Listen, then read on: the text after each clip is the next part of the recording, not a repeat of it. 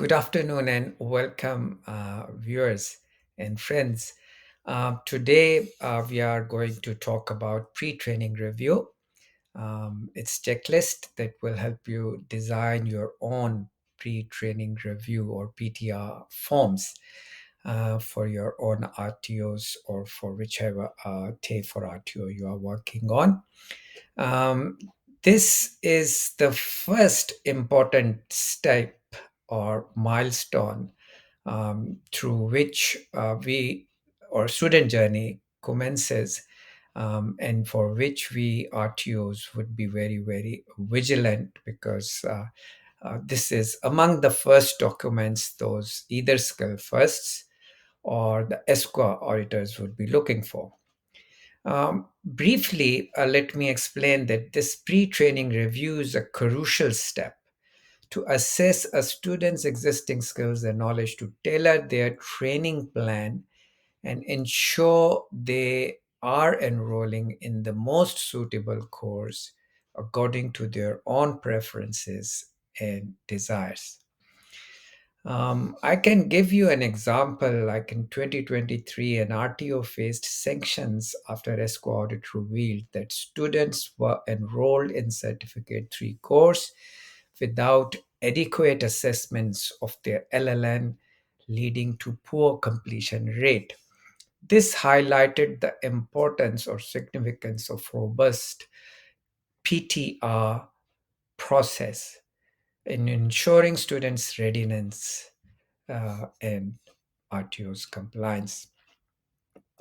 So let's start this journey today about PTR introduction, foundation of compliance. It ensures students are enrolled in suitable and appropriate training program.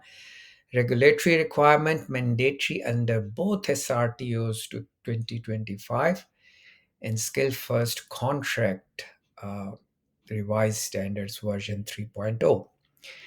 Quality assurance aligns trainings with students' needs, goals, capabilities, and mitigation, reduces the likelihood of non compliance finding during audits. Student success, it enhances this PTR, student satisfaction and outcome by tailoring support, student support. Things that must be doing when you are designing your PTR form. Um, it's meeting its purpose, that is to verify learners' eligibility, one of the first thing, and that is to the Skill First funding program. Second is to identify LLN and other support needs, that is SRTOs 1.7 to 1.8. Whereas the first, where I was talking about learners' eligibility, was related to Skill First 3.1. Moving further, the next purpose is to confirm course suitability. This is related to SRTOs clause 1.9. To document funding compliance is yet another area, and that is skill first related section 3.2.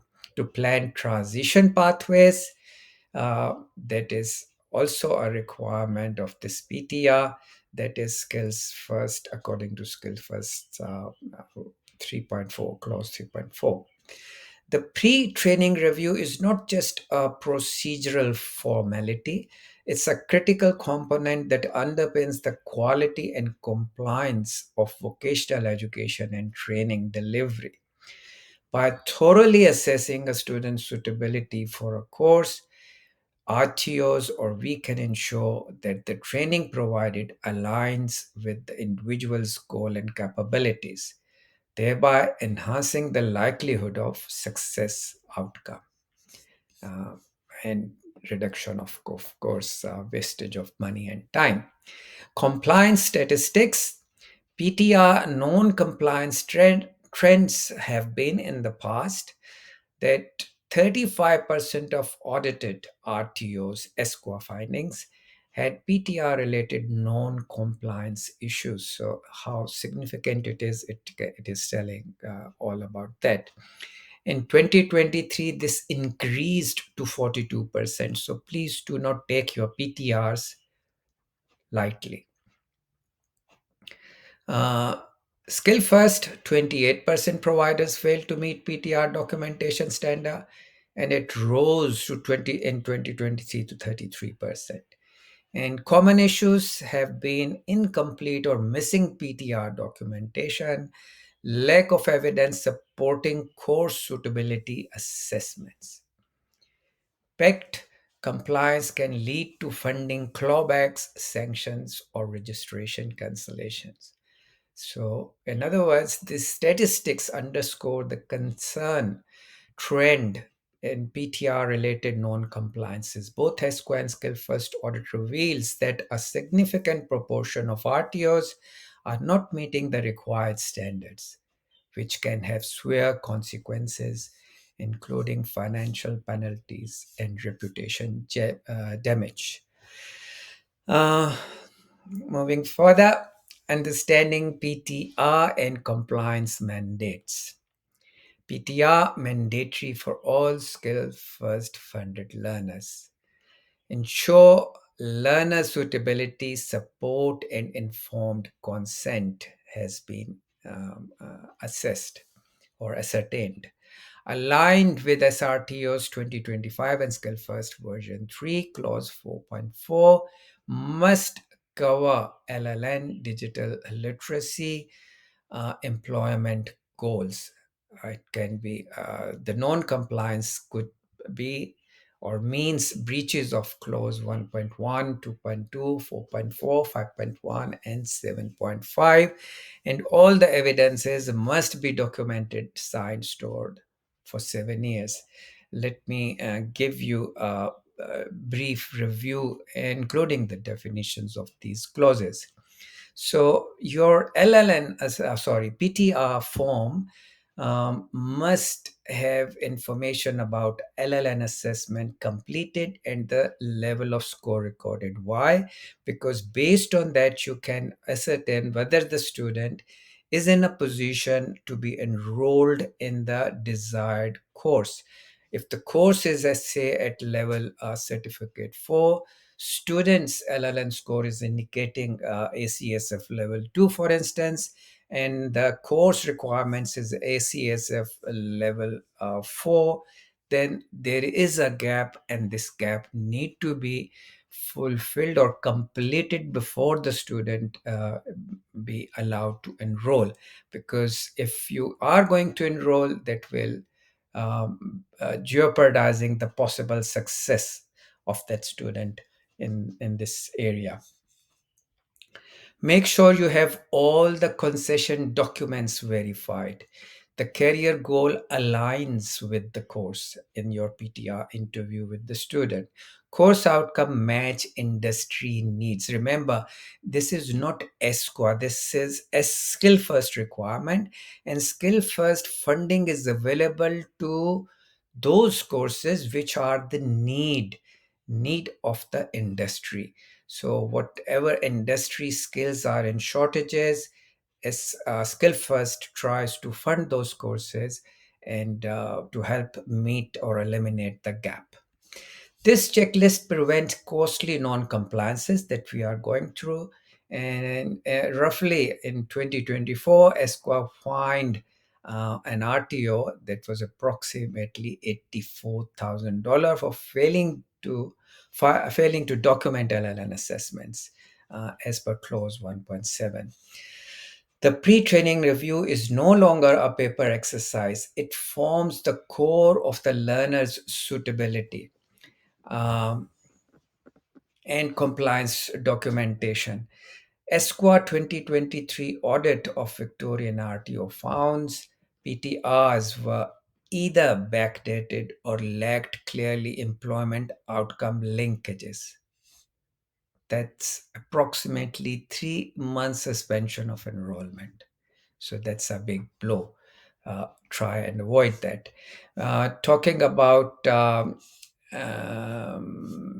clause 4.4 and skill first version 3, jointly demand SRTOs clause 4.4 and Skill First version 3 jointly demands transparent and systematic PTR. Always retain digital or physical signatures and review timeframes. So now coming back to the clauses that I have mentioned in the slides, you can see clause 1.1 is training product alignment. Make sure that the training product is aligned to students' needs and aspirations. Clause 2.2, learner support. So it must provide enough information to student to know the level of support available and how they can access it. Clause 4.4 mentions about pre-enrollment suitability, skill first clauses. So they must meet the skill first suitability requirements to be eligible for funding. So that is what must be PTR also assessing form.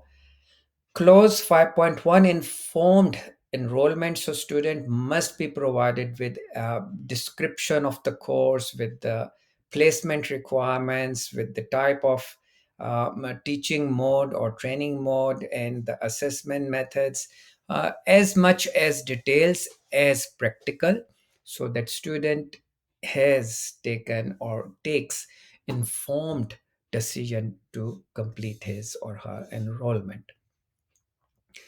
Finally, clause 7.5 is about data retention, which you can see on the slide. It's for at least 7 years.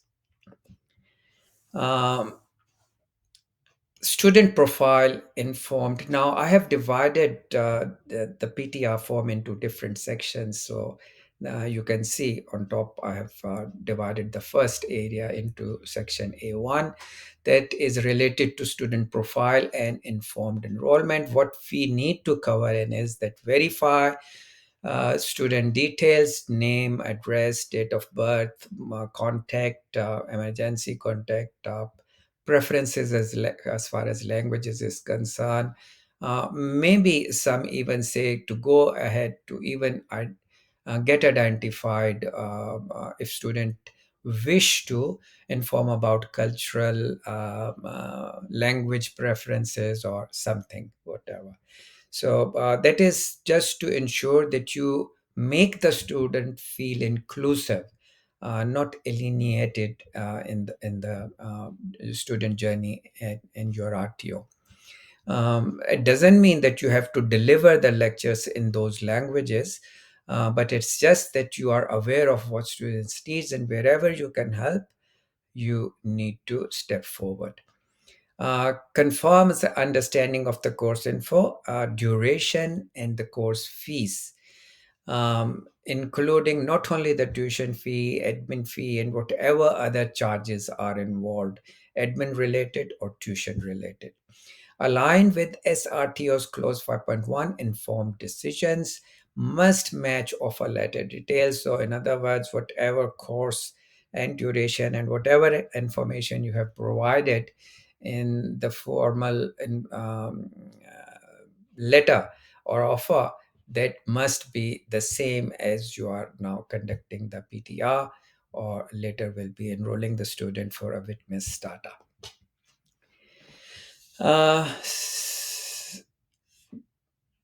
Let me now again mention that how serious it is that if we are not ensuring learners understand what they are signing up, if the mode of delivery or work placement is misunderstood, this can lead to course withdrawal or refund claim.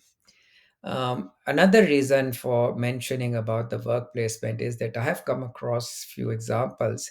Let me share with you. With one student, she was uncomfortable in changing nappies and got herself enrolled in childcare. And when it came towards practical placement, the placement provider was certainly not happy with her performance, and the RTO had to withdraw and give her other options to complete in case she is unable to, because these are the things which are part and parcel of the work environment. So student must be made familiar from the beginning what they are expected to perform in the industry in the role for which they are doing that course. In 2022, a skill first provider was required to pay $180,000 for enrolling students who were unaware of practical placements. So, please do not take it lightly. Do mention to students the duration, the time period in which they have to cover, and what would be expected to perform during the work placement. The section A2 is about learners' motivation, goals, and experience. These needs to be assessed by the PTR form. So it should capture learners' reason for choosing the course, check for existing experiences or prior qualifications, maps expectation to realistic job roles. Another reason for existing experience or prior qualification is to assess whether or not an offer student, if they would be interested in, say, RPL or credit transfer, if they have completed any sim code which is exactly identical code and title of the units or the skill set they might have done somewhere else. Informed career planning and RPL credit transfer, I was just talking about, must not be auto filled or vague. So make sure it is in other words, a human to human action. It's not a robot thing handled just, casually. Funding eligibility confirmed. Uh, SF declaration signed, USI verified, transition plan documented if applicable, and evidence supporting the clauses 1.2, 1.3, 4.4. Auditors often review this section to match the training to learners' intent. If a student says they just want a certificate, it may raise a flag. Real case, ASQA in 2021 audited and found PTRs with identical answers across 40 students. That RTO faced critical non-compliance for cookie cutter responses. So encourage trainers to guide learners in formulating personal relevant responses. Don't fill the forms on their behalf. That's the message. Skill First revoked an RTO funding for falsifying a witness data. It was a violation of clause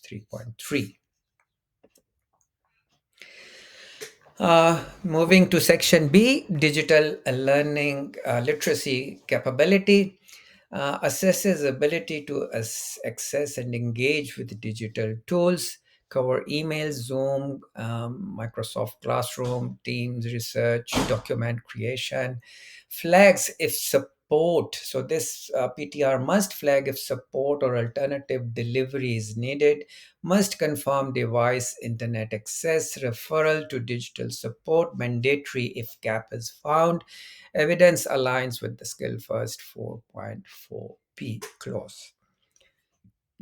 These steps avoids future complaints. So, since COVID times, RTOs are moving towards online and distance learning deliveries. In most of the cases, there is no one on one interaction. So, in such environment, it is imperative that you have suss out students' capacity about the digital literacy, their experience and skills. So, in case they lack, once again, do not push them or enroll them and commence the courses for them. uh, Make sure they have the minimum capacity required as per the course delivery requirement or course contents for that matter.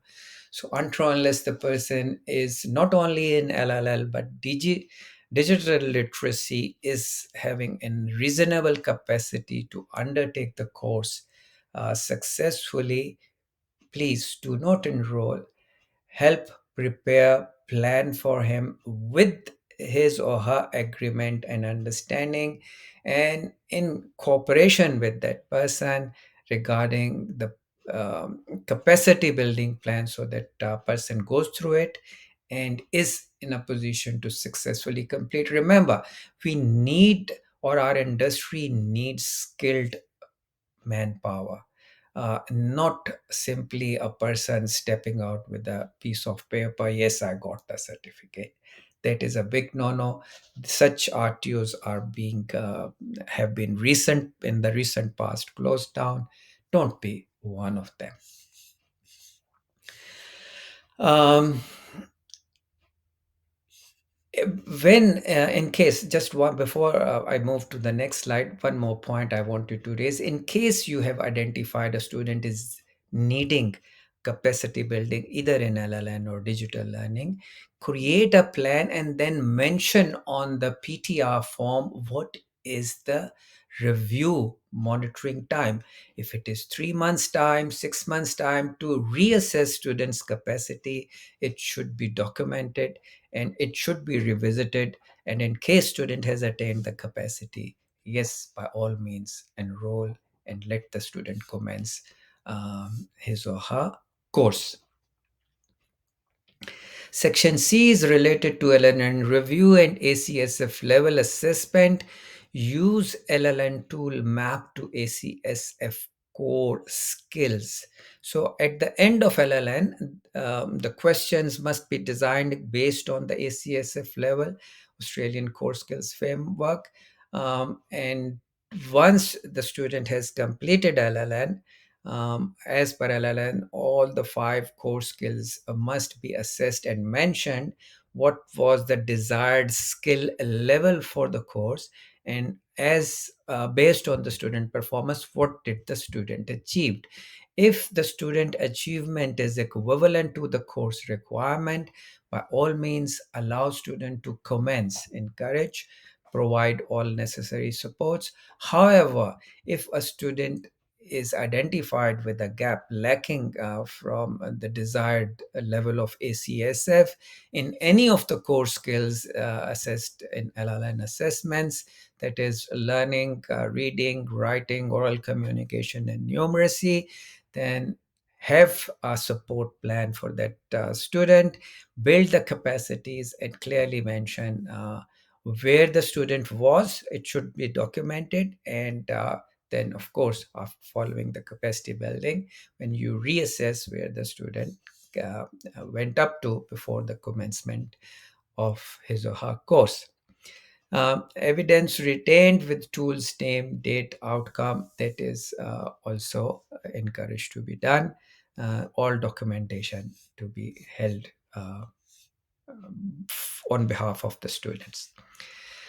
Also make sure that student understand the course industry relevance. So is not, as I mentioned, must know what is the industry practices, and if selected after completing the courses into the job employment of that industry network, what kind of role they should be performing. So be very careful that the student understands what he or she is getting into. Um, Section D is all about learners' needs and support planning, identifies additional support, LLN disability, well-being, so in whichever area it is. So when we are conducting PTR, it's not limited to LLN or digital literacy. It also assesses other capacity which is off the normal levels, such as because of the disability, or well-being because of some emotional stress, pressures in life. So student support or welfare is being assessed, is very much emphasized in these SRTOs 2025 and Skill First. So be as much supportive. And the more you are, the more you document, the more um, uh, compassionate you will find ASQA auditors or skill first auditors towards your RTOs operations and audit side.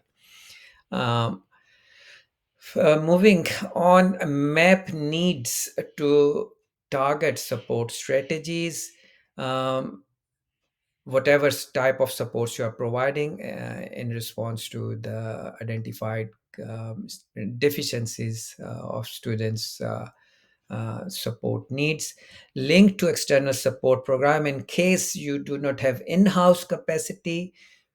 RTOs have options to outsource them. They can involve an external support program such as AMEP in case there is an English issue.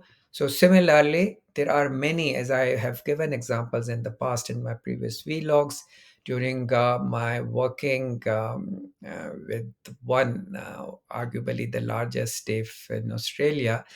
Um, I have observed. I wasn't directly teaching at that moment or to those core, but there were special students, and with each special student, there was a individual assigned as a teaching aid to help support not only the student but the teacher as well. In other words, whatever teacher is explaining, to communicate and kind of live with that individual throughout the course. And that was achieved because that TAFE outreach to some community organizations, those were happy to extend support, volunteer support help to that TAFE.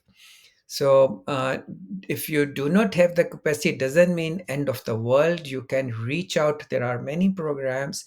So link yourself with those programs to extend student support to your students. Um, Fulfill SRTOs 1.7, 2.2, and Skill First 4.4E must be learner specific, not generic. Poor or missing plans uh, can risk funds. In 2022, Skill First Audit and RTO funding was suspended for 60 days due to lack of allowance support plan, despite identifying ACSF Level 1 gaps. It's essential to match strategies to gap. Referrals must include timeline and progress indicators, clause regulations, those focus areas 1.1 SRTOs 2025. Training aligns with the learner and industry needs. 1.7 I have mentioned individual needs and support training and assessment. That's all about. 2.2 is about SRTOs 2025, learning support identified and provided to students. 4.4 is skill first, suitability and digital literacy assessments. Um, so just make sure that your PTR is gathering all sort of information about student, based on which you are preparing students support plan if needed, because this will help student journey go smoothly through your through the course and through your RTOs deliveries and training schedules plans. Section E is suitability of qualification, whether or not the qualification in which student is enrolled is suitable to his aspirations, needs, background, skills, knowledge, capacities. So confirm course aligns with learner's goal and abilities. Evaluate if mode, job outcome, and prerequisites are suitable. Must record unsuitability with reasons, just not tick okay the person is not suitable, why the person is not suitable, or why the person is suitable must be identified. Links to RPL credit transfer options if is uh, applicable. In other words, student has that background experience, knowledge or skills, or has already completed some units or skill sets of the program. Inform access to funded training. What will be the repercussion or impact of those funding if, for instance, Skill First is capping for certain number of courses during a year? Those must be informed to the students. Or what is the total number of courses they can do in their lifetime under Skill First program? If there is, information must be imparted. So, in other words, suitability must be clearly stated and justified. If deemed unsuitable, evidence must be explained. In 2023, I can give you an example. Skill First revoked 45 enrollments due to missing suitability notes. So, it was ticked suitable or not suitable, but notes were not there, explanatory notes were not there, that flagged, and 45 enrollments were revoked. Um, Next, section F, it's all about eligibility, concession, and screening. So you must check a health card, youth allowance, indigenous status, determine skill first funding, or concession eligibility requires cited documents, must retain copies or documentation for 7 years. Here, remember, in one of my previous vlog, I specified and mentioned that you are not supposed to make photocopies of health care card issued by Centrelink. It is a part of privacy, so you must respect that. And what you can do is, however, cite the health card, and whatever date, from what date it was issued or till what it is active, you need to mention those days, cite, make the student acknowledge that that card is valid and issued to him or her. And then you also co-sign that yes, in front of you the student has signed, uh, providing all those evidences related to eligibility or concession screening. Inform fee waivers and contract compliance. Sometimes some RTOs provide fee waivers or give discounts. So, whether if you are providing so, please do not keep it verbal, make it documented. Case student had hardship based on which RTO on its own, the CEO or whosoever was the responsible person or authority waived off, that must be documented.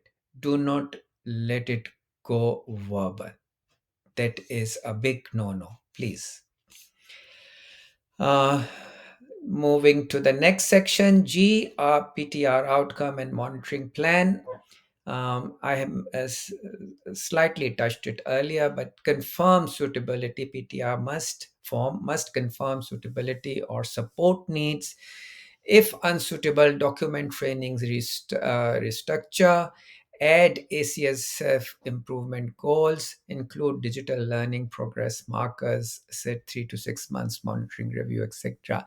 When we talk about if unsuitable, document training restructure, so the training plan that you had originally designed, how it is getting modified, that is the restructuring is all about. So the commencement date, if is extended, and in term retraining is organized or capacity building is organized, those should be clearly identified and documented.